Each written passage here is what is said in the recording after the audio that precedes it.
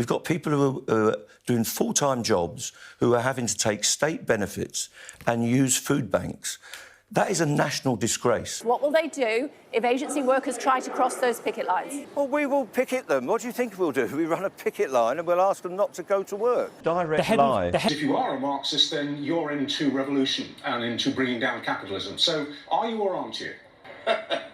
Richard, you do come up with the most remarkable twaddle sometimes. The unions don't tell me who I am and whether or not I'm working class or whatever, any of those sorts of things. I didn't tell you weren't working class. I don't even know your name. Onto the street. You can see what picketing involves. I can't believe this line of questioning.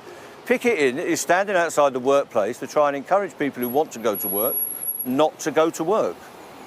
What else do you think it involves? You've also lied that we left negotiations on Saturday and went to a rally. There were no negotiations scheduled for Saturday. You are a liar. The pensions of our members are going to be decimated. They're going to make us poorer not only while we're at work, but poorer in retirement.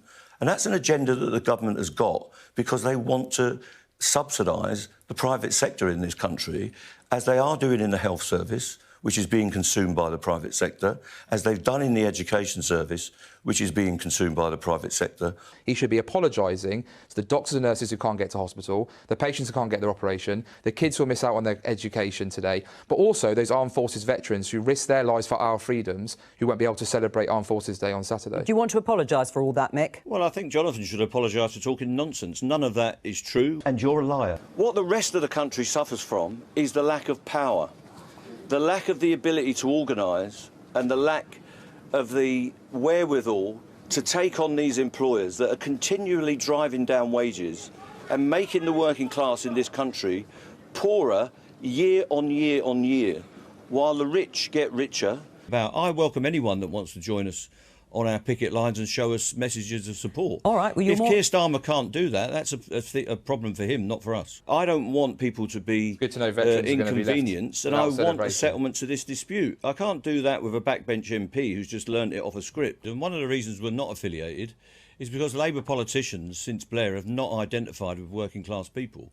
And failing to do that is one of the problems they've got in working class communities, and they've left the door open to populists and others to come into the situation. The Labour Party is about supporting working people, or it should be, not triangulating from opinion makers such as the Daily Mail and the Telegraph and the Times.